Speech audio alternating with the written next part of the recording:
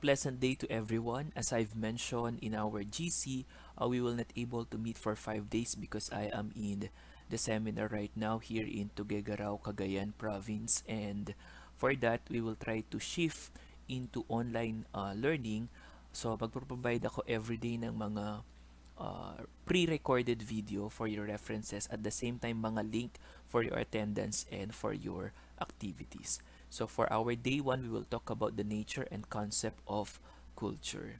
Last meeting, we already talked about the definition of the word culture, and based on the definition as mentioned by Arsinas 2016, culture is a complex whole which consists of knowledge, attitude, skills, arts, beliefs, identity, habits, ability, norms, values, language, customs, and tradition of man which are acquired, learned, and transmitted by man from one generation to another through living together as member of the society. So dati pinag-usapan natin kung ano ba yung mga qualification ng society, and para malaman natin kung yung society na yun ay malusog, malaman natin kung yung society na yun ay talagang intact, kailangan nating malaman kung ano yung kultura na nasa loob ng society na yon. So last time nag-mention kayo ng mga iba't ibang klase ng mga culture, ng Kapampangan culture, ng Philippine culture, at the same time yung kultura na ginagawa natin sa school dito sa SBPSPC. And we were able to classify them kung pasok ba sila sa knowledge, attitude, skills, arts, belief, and so on and so forth. Okay? So now let's talk about the characteristic of culture. Ang ating culture kasi ay napaka-broad, napakalawak. So malalaman natin dito kung ano ba ang characteristic ng isang magandang culture. So iisa-isahin natin ang mga yan. So we have number 1, culture is dynamic, flexible, and adaptive.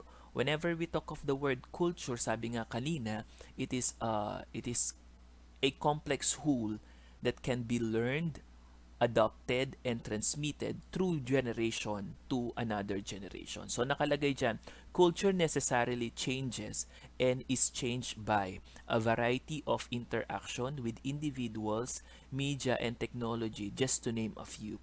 All cultures change, or else they would have problem adjusting and adapting to changing environment. Focus muna tayo on the first paragraph. Nakalagay dyan, culture necessarily changes. Ibig sabihin, ang kultura natin ay patuloy na nagbabago. Lahat po ng kultura natin ay nagbabago kasi sumasabay siya dun sa tinatawag nating media, tinatawag nating individual, tinatawag nating technology. Those are some of the factors kung bakit nagbabago ang culture. Sir, tama po ba? Okay lang po ba na nagbabago ang culture? Okay lang. Kasi pag sinabing nagbabago ang culture, meaning to say they are dynamic, the culture is flexible, and the culture is adaptive. Example, yung pagtuturo ng teacher, katulad ng ginagawa natin ngayon. Ang kultura dati ng pagtuturo ay sa chalk lang at saka sa blackboard. Magdi-discuss si teacher, magpapatest, aalis. So dati yun ang kultura. Pero dahil nga ang culture ng pagtuturo ay nagbabago, culture necessarily changes. Nagbago na yung pagtuturo ng mga teacher. Pwedeng online, pwedeng modular, pwedeng distance learning, pwedeng blended combination ng dalawa. So, yung kultura natin ay nagbabago at okay lang yon. Natural lang na ang kultura natin ay nagbabago. So, ano pa bang example? Second example is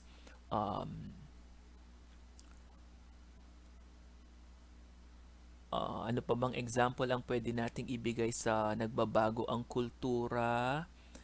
Example, yung ang kultura ng pagluluto ng sisig. So dati napaka-basic lang ng pagluluto. Ngayon dahil marami nang nag-adapt, marami nang gumaya. So may mga iba't iba ng flavor, may iba't iba ng variant, may iba't iba ng version yung sisig sa iba't ibang lugar. Okay? So, yun ang tinatawag nilang culture is dynamic, flexible, and adaptive. On the second paragraph, nakalagay dyan, all cultures change, or else they would have problem adjusting and adapting in changing environment. Isipin niyo kung ang kultura natin ay magiging stagnant. Hindi na siya magbabago, hindi na siya uh, lalaki, hindi na siya mag-grow. So, maiiwan yung kultura natin. Example nito, for example, yung kultura ng Pilipinas at ang kultura ng ibang bansa. So, yung ibang bansa ay nag-a-adjust, yung ibang bansa ay nagbabago na yung kultura natin, yung sa atin ay hindi pa. So, ano ang tendency, ano ang pwedeng possible na mangyari? Maiiwan yung kultura ng Pilipinas. At the same time, hindi nagde-develop yung ating society pag hindi nagde-develop ang culture. So example nito, imagine niyo kung hindi na develop yung pananamit ng mga Pilipino, baka hanggang ngayon yung ating uniform ay barong at saya pa rin. Barong Tagalog sa lalaki at barot saya sa mga babae. Paano kaya papasok ang mga estudyante natin kung ganun pa rin yung kanilang pananamit? Kasi nga yung kultura natin ay hindi nagbago. So maiiwan at maiiwan tayo kung hindi natin uh, patuloy na ide-develop or i-grow yung ating kultura. Okay? So that is culture is dynamic, flexible, and adaptive. Number two, culture is shared. As we share culture with others, we are able to act in an appropriate ways as well as predict how others people will act. Despite the shared nature of culture, it doesn't mean that culture is homogeneous or the same. Balikan natin yung definition ng culture na ito ay uh, learned, ito ay nalilipat, ibig sabihin natututunan natin to, napapag-aralan, at the same time nalilipat natin yung kultura. So paano natin malilipat, paano natin matututunan kung hindi natin i-share? That's why culture is shared. Pero nakalagay dyan, that doesn't mean that culture is homogeneous. Ibig sabihin, hindi ibig sabihin na pare-pareho tayo ng culture ay pare-pareho homogeneous na pare-pareho as in magkapareho yung culture na ginagalawan natin. May variety pa rin ng culture. Example, yung kultura dito sa Pampanga na ang language natin ay Kapampangan. Katulad ng binigay kong example, iba yung Kapampangan ng nasa Lubao, iba yung Kapampangan ng nasa Makabebe, iba yung Kapampangan ng nasa Arayat. So, pare-pareho, culture is shared, pero hindi ibig sabihin talagang magka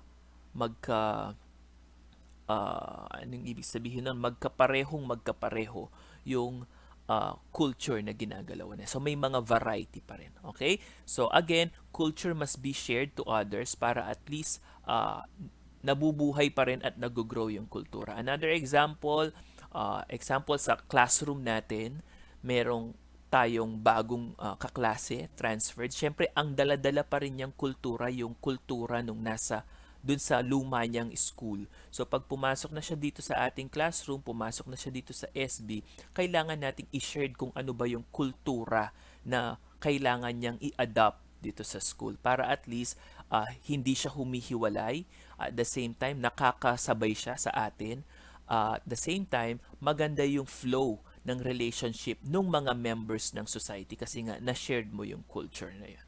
Okay? Next, number 3, we have culture is learned through socialization and enculturation. Culture is not biological.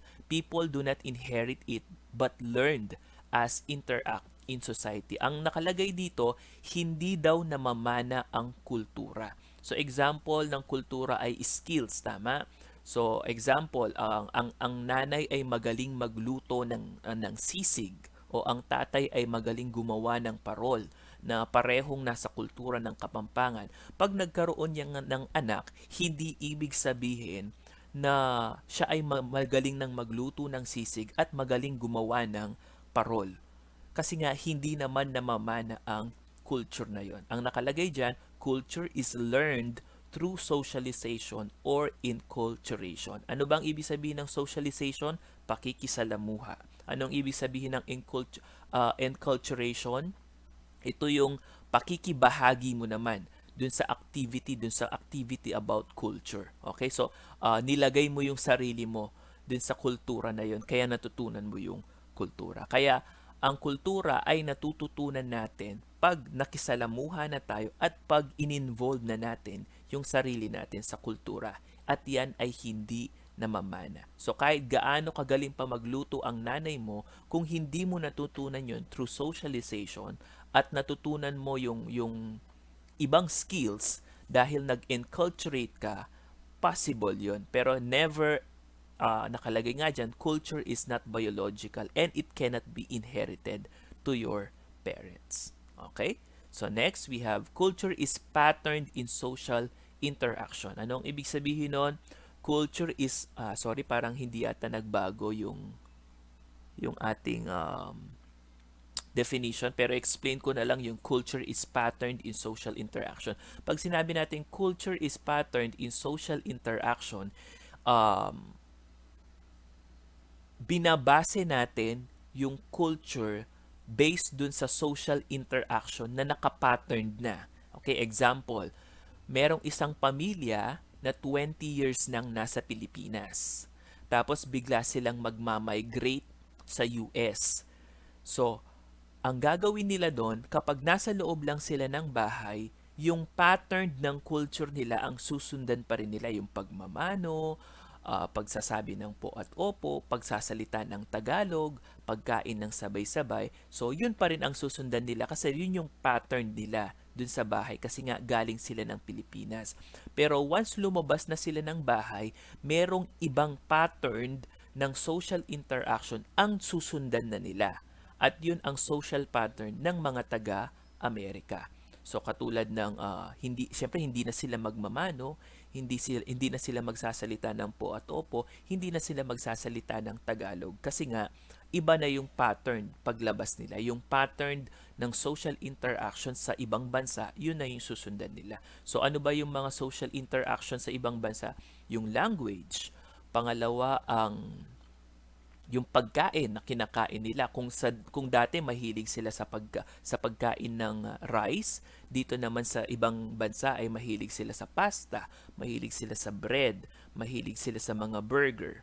Okay? So yun na yung susundan nila kasi yun na yung pattern na kinagisnan nila. Okay? Hindi naman mag-a-adjust yung mismong bansa para sa para sa para maging easy sa part mo. So ang tao pa rin ang may ability na mag-adjust dun sa social pattern na sinusundan. So ayun yung tinatawag nila, culture is patterned in social interaction. Pasensya na hindi nag-iba yung definition, siguro na copy-paste ko lang ito. Okay? Next, culture requires language and other forms of communication. In the process of learning and transmitting culture, symbols and language are needed to communicate with others in society. Again, balik tayo dun sa definition ng culture. Ito ay natratransmit, natututunan, at nalalaman. Okay? So, paano natin matututunan? Paano matatransmit? Kailangan natin ng language. Kaya nga, culture requires language. However, hindi lang language ang kailangan natin and other forms of communication. Remember, yung communication ay may dalawang form. Number one, we have verbal communication and number two, we have non-verbal communication. Pag sinabi nating verbal, ito yung mga salita, words, language, pero pag sinabi nating non-verbal, ito yung gesture, ito yung symbol, ito yung mga hand movements na nakikita mo para ma-adapt yun. Okay? In the process of learning, transmitting culture, nakalagay dito, symbols and language are needed to communicate with others in society. So, para ma-transfer natin yung culture na yon, kailangan natin ng symbols and language. So, language and symbols are very important in transmitting or in transferring culture from one generation to another generation. So, yun po yung mga characteristics ng culture. I-review lang natin. Number one, culture is dynamic, flexible, and adaptive. Number two is culture is shared. Number three, culture is learned through socialization and inculturation. Next, we have culture is patterned in social interaction. And lastly, culture requires language and other forms of communication. So anyway, pwede nyo namang i-review, i-replay itong video nito kung may mga na-miss kayong information. Next, punta naman tayo sa importance and functions of culture. Kung sa society, meron tayong functions of society at i-review nating mabilisan. Number one, system. Pag nasali ka sa system, you are part of the society. We also have needs. May katulong ka na mag-provide ng basic needs such as food, shelter, clothing, education, medication, transportation, communication. And lastly, social participation. Instead of ikaw ang tatanggap, you also have the privilege na ikaw naman ang magbigay at tumulong sa ibang society. So ngayon naman, pag-uusapan natin ang functions of culture. So ano ba ang pinaka functions, ano bang pinaka-benefit natin pag kasama tayo at naging malusog at naging parte tayo ng kulturang ito. So number one, balikan ko lang importance and function of culture. Dalawa lang yan. Number one, it serves as trademark. Pag sinabi natin it serves as trademark, pag sinabi itong word na to, agad-agad i-associate mo siya dun sa lugar na yun. Example, sisig. Pag narinig ang sisig, automatic na Pampanga ang maaalala mo. So, that's part of the culture. Dahil maganda ang culture nila pagdating sa pagkain, maganda ang culture nila sa pagluluto ng sisig. So, tumatatak sa mga tao na kapag sinabing sisig, Pampanga. Okay? Another example is the Pearl of the Orient Seas. Pag sinabi natin perlas ng silanganan, malalaman natin kaagad na ang tinutukoy nito ay tungkol sa bayan nating Pilipinas. So we're talking about the country which is the Philippines. Giant lantern, pag sinabi nating giant lantern, yung mga tinatawag nilang Parul San Fernando. So we are already talking or we are already referring to the city of San Fernando. Okay? Another, baka akala nyo lang about sa lugar, about sa ganito, about sisig lang yung trademark.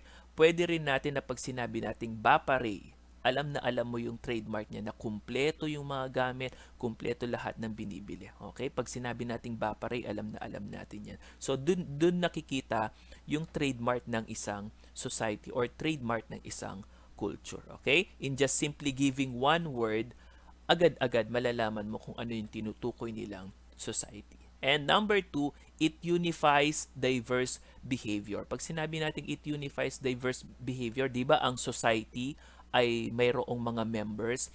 Yung mga members na yan, may iba-iba silang paniniwala. However, dahil sa culture, nagkakaisa-isa sila, nag-unite sila dahil nga meron lang silang iisang kultura. So, magkakaiba man yung paniniwala, magkakaiba man yung kanilang behavior, pero dahil sa kultura, nagkakaroon ng pagkakaisa. Number one, Filipino as race. So, meron tayong Kapampangan, meron tayong Bisaya, meron tayong Ilocano, merong Waray, merong taga Mindanao. Magkakaiba. Ibig sabihin, diverse. Pero pinag-unite sila dahil pare-pareho silang Pilipino. So, that is, it unifies diverse behavior dun sa number one, which is Filipino as race. Number two, Pampango as language. Katulad ng sinabi ko kanina, iba ang Pampango, iba ang language ng taga dito sa taga doon. Iba yung term nila dito sa taga doon. Iba yung ibig sabihin nito sa ganito. Pero pinag-unite pa rin sila ng isang language which is Pampango. Another is the LGBTQA community. Magkakaiba ang kanilang sexual preference, magkakaiba ang kanilang gender preference, magkakaiba ang kanilang style ng pagsusuot ng damit, magkakaiba sila ng nagugustuhan bilang karelasyon, magkakaiba sila ng status, pero dahil pare-pareho sila ng kultura, nakabuo sila ng isang society which is the LGBTQ+ community. Another is religion. Magkakaiba tayo. May Roman Catholic, mayroong Iglesia ni Cristo, may Born Again Christian, may Protestante, at may mga maliliit or malalaki pang sekta. Pero lahat tayo ay Kristiyano. So magkakaiba man yan, pare-pareho pa din ng religion. Sa mga Muslim, ganun rin. May mga magkakaiba yung may Muslim, may mga iba tayong tawag sa Muslim, pero lahat sila ay Muslim. Okay?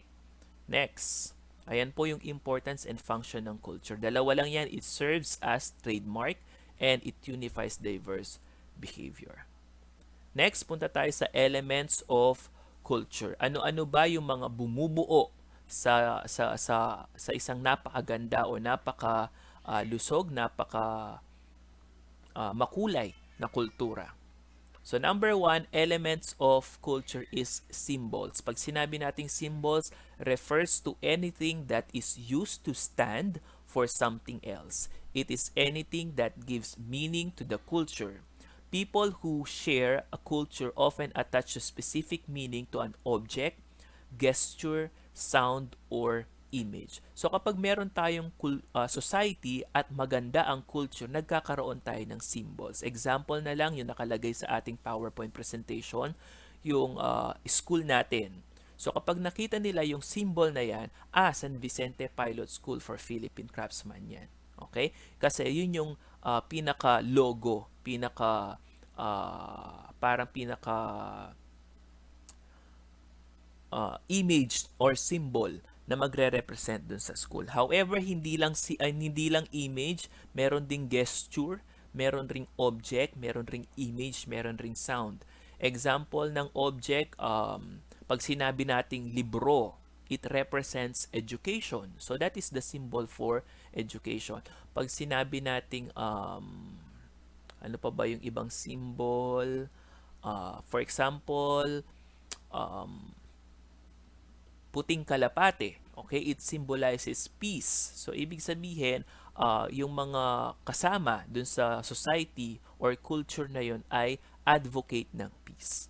Gesture naman, pagdating sa gesture, example, nung nakaraang election, iba yung hand gesture ni Lenny, yung kamay niya ay pa-L, yung naman kay BBM ay pa-letter V. So, yun yung mga gesture natin. Sounds naman, ano ba ba yung mga sounds? Katulad ng pagbuo ng SBP-SPC hymn. Okay? So, yun ay isang uri ng symbol in a form of a sound. Yung paghimno ng Kapampangan, yan yung mga sounds na nag-act as symbol ng mga Kapampangan. Okay? And images, of course, yung mga logo nga na nakikita natin sa mga school, sa mga company, yung logo ng Nike, logo ng iba-ibang mga brand. So, yun ay part ng kanilang symbolism. So, yun ay isa lang element ng culture. Pangalawang element is language. Known as the storehouse of culture, that is according to Arcinas 2016, its system of words and symbols used to communicate with other people. Okay? Kagaya ng sinabi ko kanina, ang language, ang pinaka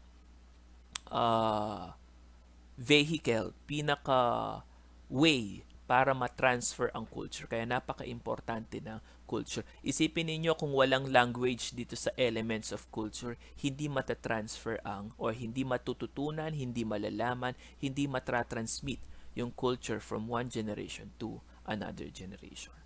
Next, third one, we have technology.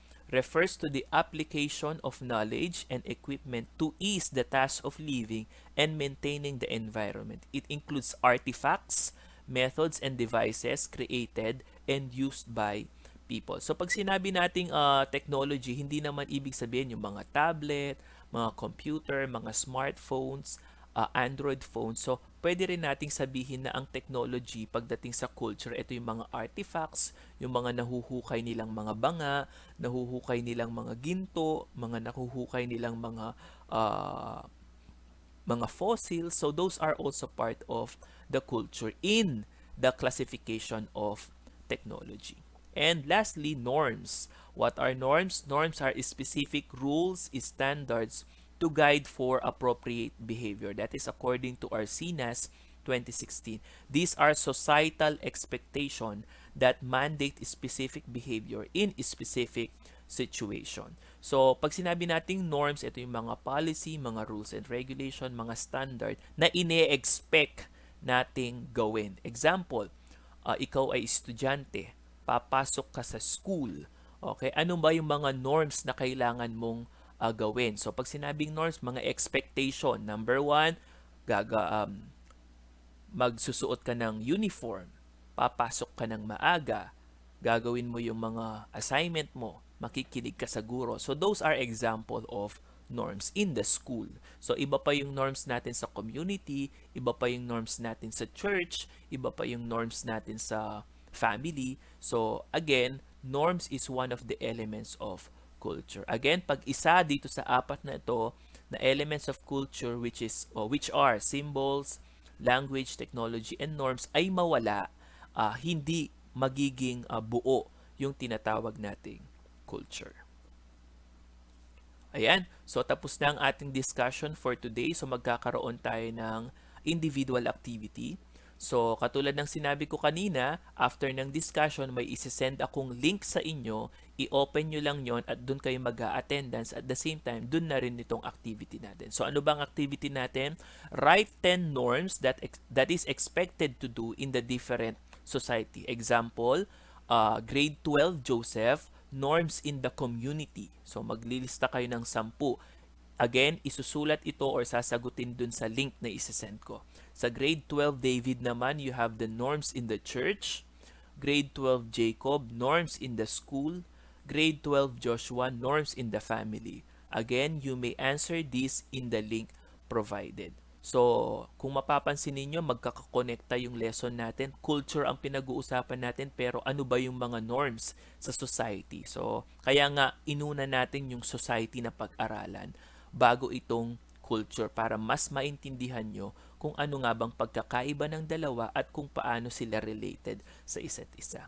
So, with that, this ends, ito na po yung katapusan ng aking discussion for today, and I hope na after ng aking discussion, gawin ninyo immediately dun sa ating remaining time yung mga yung activity na pinost ko kanina. So again, maraming salamat sa pakikinig. Tomorrow, another discussion po. Online discussion tayo bukas. Kaya magkita-kita tayo sa ating virtual space. With that, maraming salamat.